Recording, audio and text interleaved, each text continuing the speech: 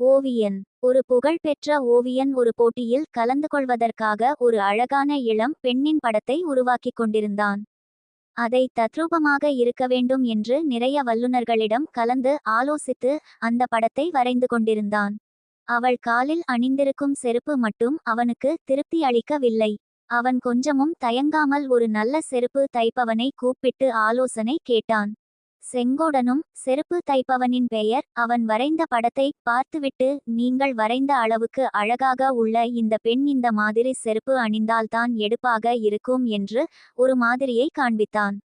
ஓவியனும் அந்த மாதிரி மாற்றினான். இப்போது பார்த்தால் அந்த பெண்ணின் அழகு இன்னும் கூடியது போல் இருந்தது. ஓவியன் செங்கோடனை மிகவும் பாராட்டி நன்றியும் கூறினான். செங்கோடனுக்கோ ஒரே பெருமை. அவன் மீண்டும் ஒரு முறை படத்தை பார்த்துவிட்டு, இந்த பெண்ணின் பார்வை கொஞ்சம் தரையை பார்ப்பது போல் இருக்கிறது. அதையும் கொஞ்சம் நேராக பார்ப்பது போல் வரைந்தால் இன்னும் நன்றாக இருக்கும் என்றான். உடனே அந்த ஓவியன் சொன்னான், நீ செருப்பு தைப்பதில் வல்லவன் என்று தான் உன்னிடம் அதை பற்றி கேட்டேன். மேற்கொண்டு நீ எதுவும் படத்தை பற்றி சொல்ல வேண்டாம். நான் பார்த்துக்கொள்கிறேன் என்றான். அவனும் தான் பண்ணிய தவறை உணர்ந்து சென்று விட்டான்.